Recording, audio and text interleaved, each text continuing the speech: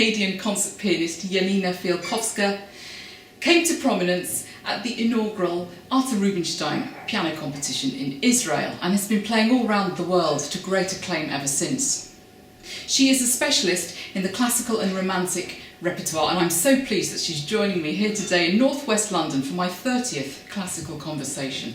Welcome. Thank you. Fantastic to be chatting to you today. Wonderful. Thank you. It's such a beautiful day. It is. It really is. Yes. I'm going to start by asking you all about your musical education, how old Right. you were when you started, what was the catalyst? Oh, the catalyst was quite clear. My mother. Yeah. I was 4 years old. My brother, 3 years older than I am, was already playing. I wanted to be like him. My mother was a piano teacher, and so she got us going. But she sensed a little bit of talent there. I must say my mother was wonderful. She wasn't a stage mother, but she certainly wanted me to play the piano well. And so it was a serious business right from the beginning. And so which teacher then, or teachers, do you think were most crucial in your development? I've been extraordinarily lucky with my teachers. There wasn't one that I didn't love, actually. The first one, and this perhaps was the luckiest of all, was Yvonne Hubert. She was a pupil of Alfred Cortot, and she'd somehow landed in Montreal, which is where I was born and where I was raised. And, half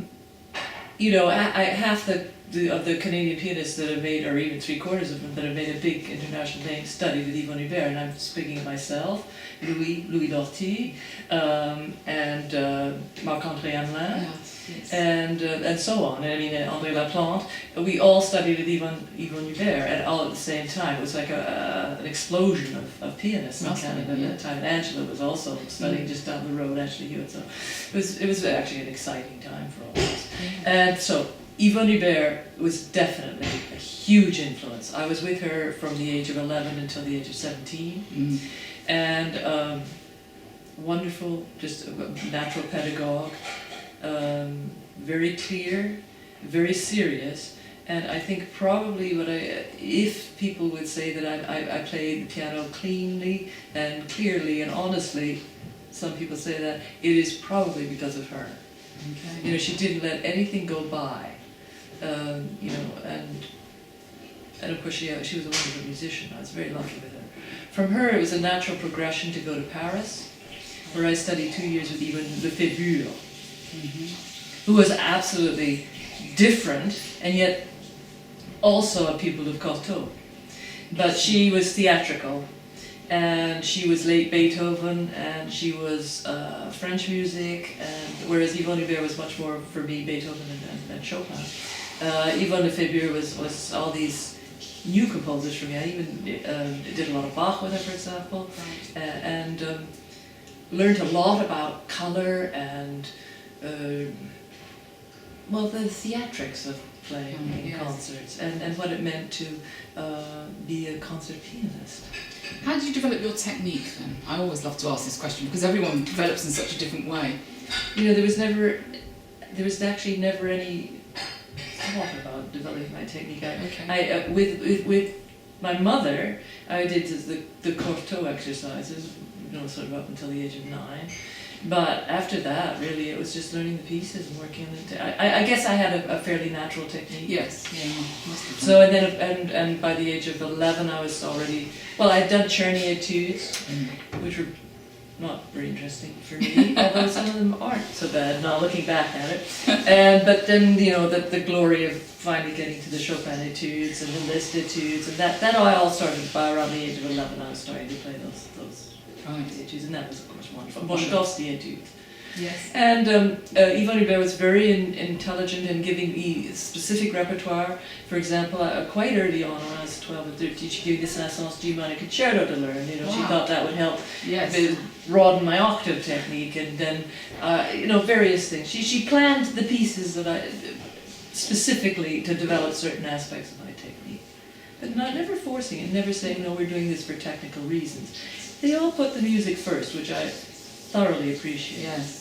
So you came to prominence after the Rubinstein Prize. Yes. How did this shape and change your career, do you think? It must have had a big impact. Because he was your mentor as well. He was my mentor. The only reason that I went to that competition was because the CBC Radio Canada sent me. And the competition had been scheduled for the year before, and it was very unfortunate. There was a Middle East war. And of course then the competition was, we thought, cancelled. And at that point I entered law school. So that's how Rubinstein changed my career. Gosh. Because then the competition was put back on in September '74, which was when I was supposed to start law school. And I nearly didn't go.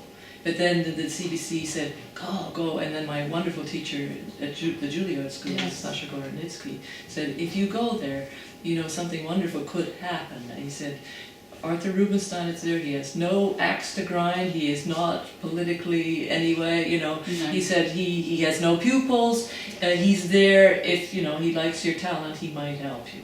And those were very, very wise words. And so I said, right, I'll miss the first 3 days of law school.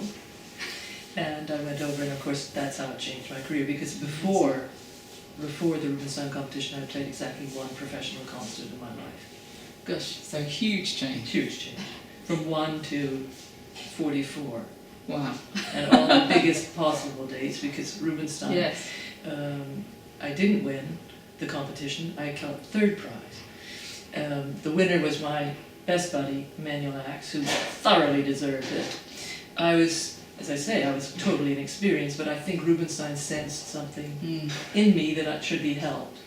And so he set up my first 44 concerts simply by saying, I'll play this concert if Janina plays it next year. Goodness. And so that was his last tour, was my first. Wonderful. Yeah. And so that was pretty hectic. So you're renowned for your interpretation of Chopin. What are the qualities that you particularly love? What draws you to it so much?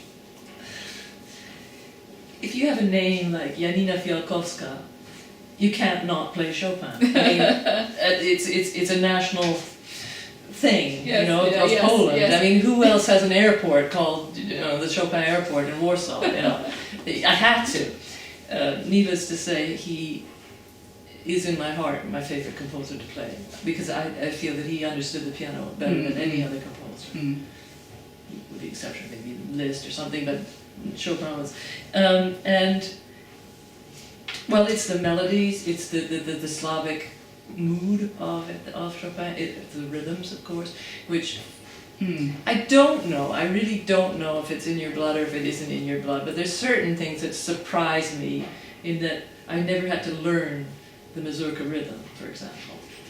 Yeah. Which a lot of people do, and it just came to me. So perhaps I'm lucky, or just perhaps it is something to do with being half Polish. I love Chopin. I mean, what can I say? He has everything in him. The drama, the kind of slight, the nobility, the slight distance to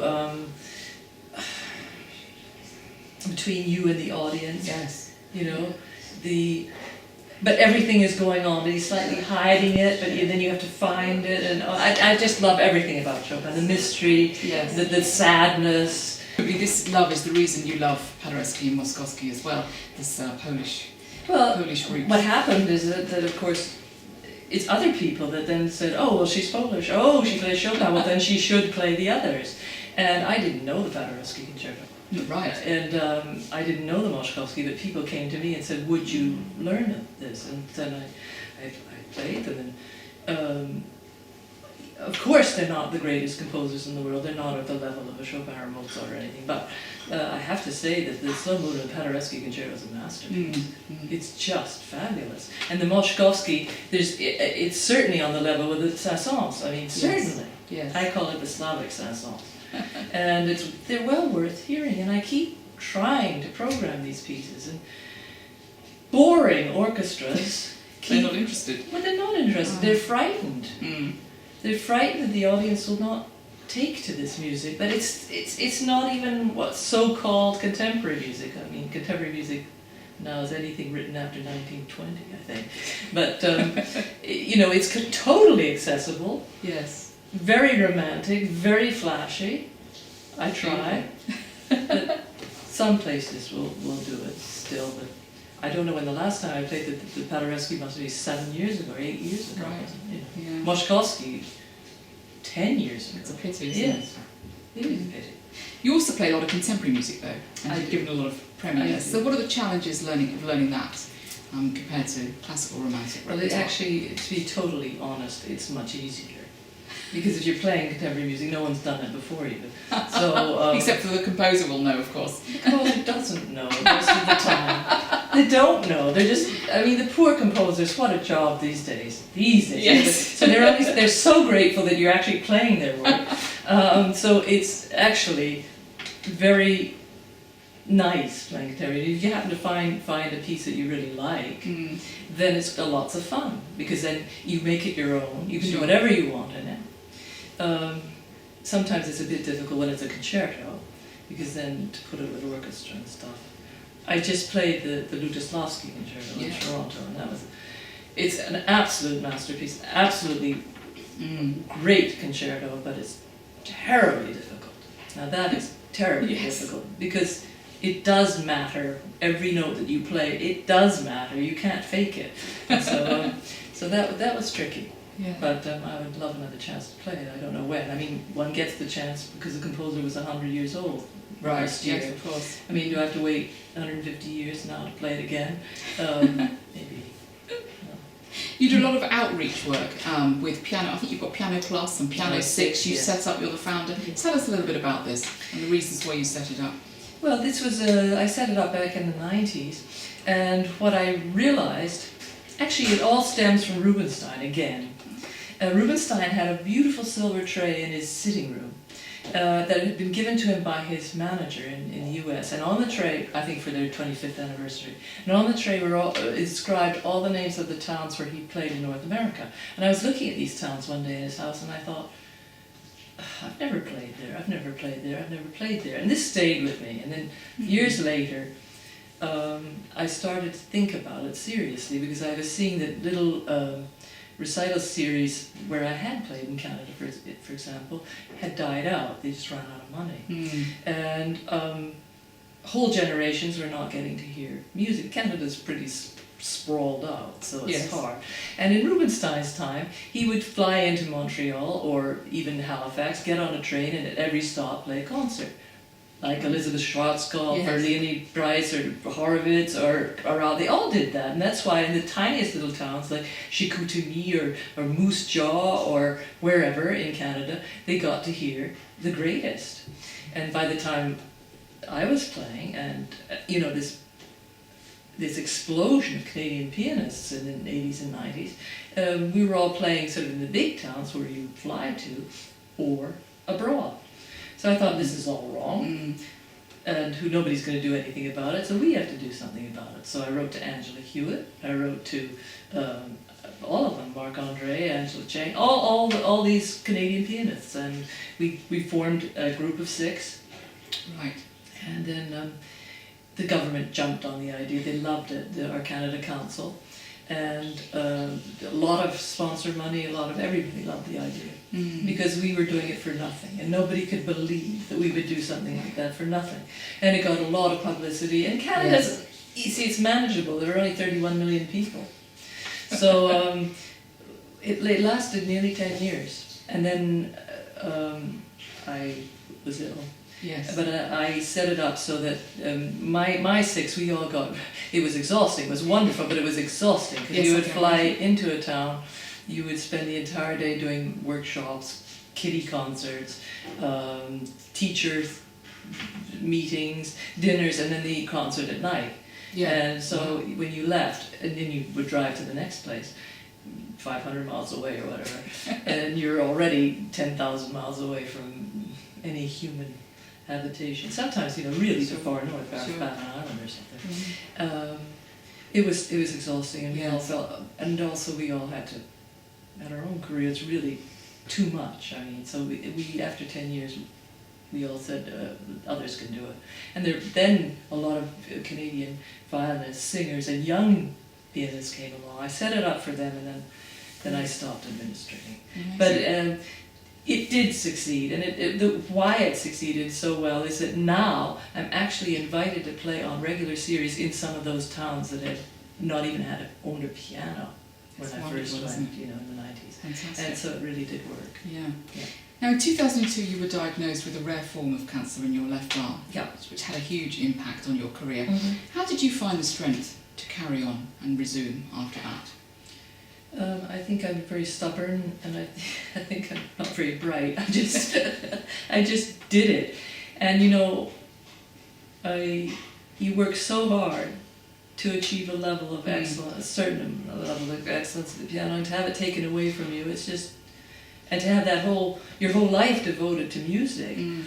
It's something to say, oh well, you'll always have your music, you can listen to it or whatever. It's not the same. Let me tell you, you want to make it yourself. So I just did it. But you took quite a while off, didn't you? It was a few years. Well, my arm was paralysed. My left arm was That's paralysed right. for nearly 2 years. When I was waiting for they needed the muscle transfer surgery, and we had to see if the muscle worked. My fingers were always working, so I could always practice holding my hand like that. Right. Because I believed that the arm would work eventually. And it works fine for playing the piano. It's absolutely useless for anything else. I can't reach, I can't do anything, carry. But the surgeon gave me this motion, so I'm fine. Fantastic. And yes, in fact, it's much harder now than it was then when I was fighting and I'm going to get it and I'm going to be back and playing the piano. And those first years were wonderful and very heady, but now I want to keep it up. Yes. And you get older, of course, and so what is old age? Or what, are my fingers working just as well? And this darned arm, I know I can't do the octaves there anymore, and you have to pick the right repertoire, and I'm sure that I had 6 operations. I'm sure it took a toll on somewhere. Sure. But you're back. I'm back. But you transcribed, didn't you, quite a few works? I did. For right hand. I'm fascinated about the Ravel piano concerto for the left hand that went for the right. So how did you come to do that? Did you? Very lucky, in that I had never learned it before. Yes, of course. Yeah, it was always on my wish to do list, and I never did.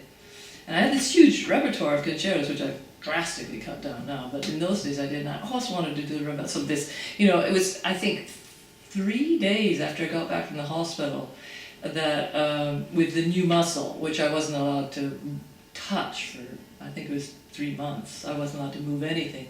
But I knew, what's going to happen? This is so boring. And, yes. And so I said, well, there are these darn concertos written, lots of them, for the left hand. Let me just see. And so I got out the Ravel. And of course it goes fine with the right hand. It's no problem. The melodic parts that you're supposed to play with the thumb of the left hand, well, I just played it with the thumb of the right hand. Yeah. And I think there was one note that was at the end that was a bit of a problem to get.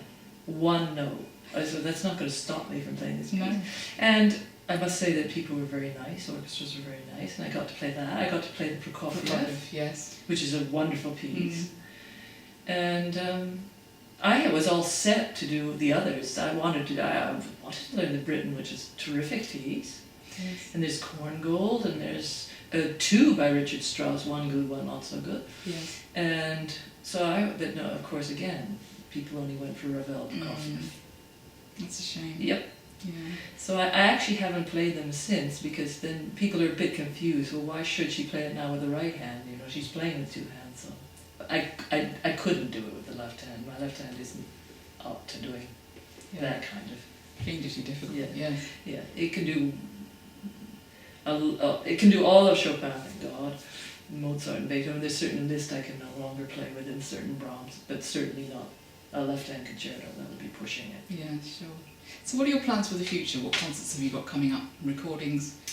Well, I have very exciting, the recording, which means absolutely the most to me, and that I just made, and the edits are just going to be sent to me now, of the complete Chopin mazurkas.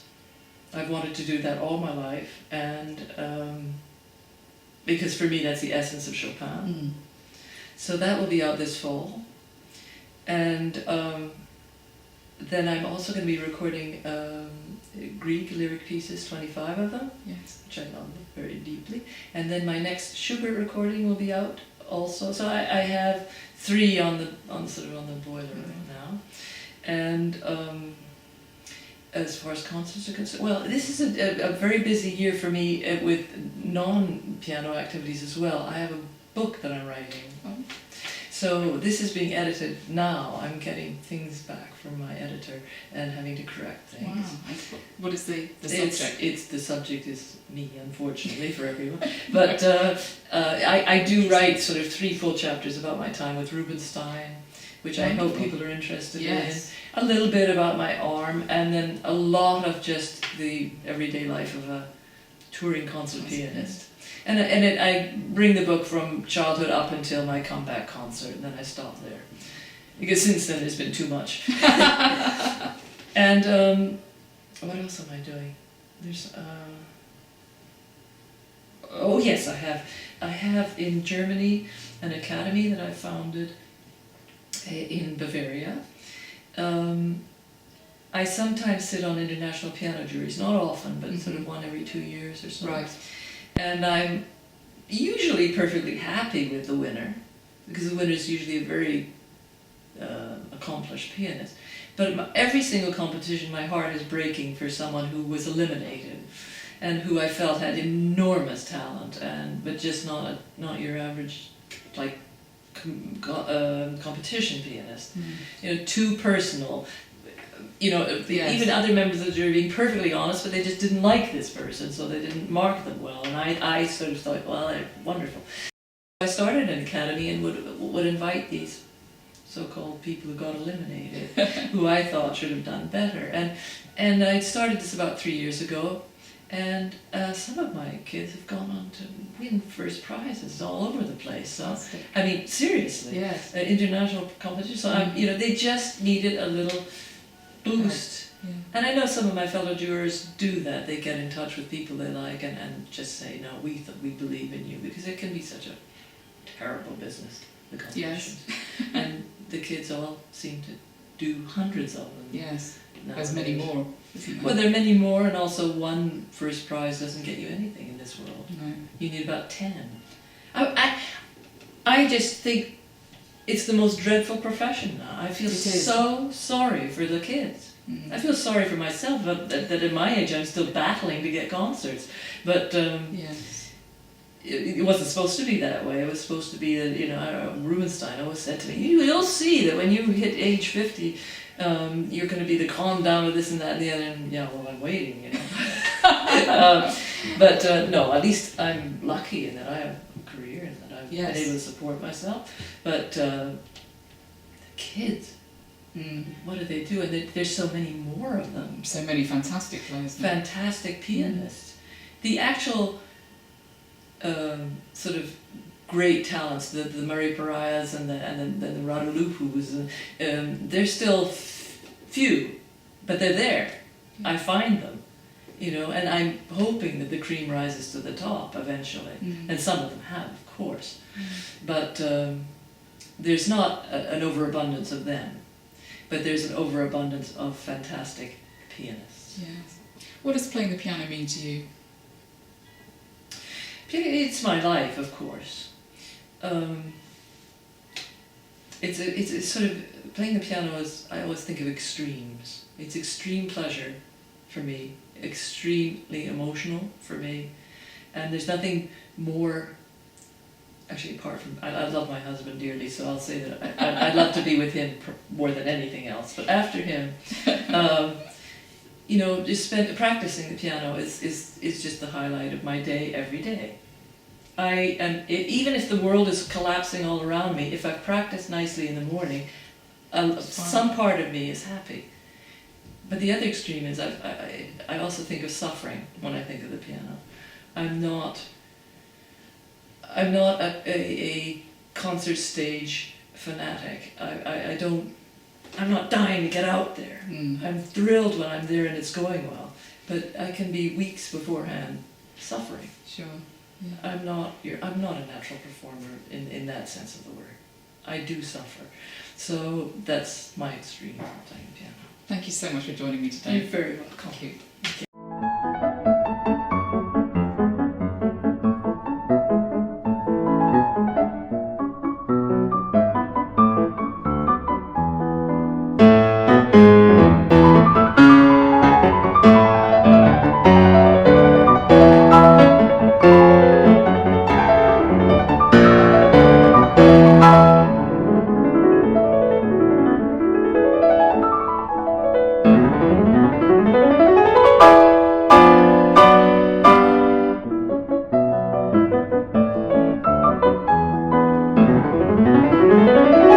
Thank you.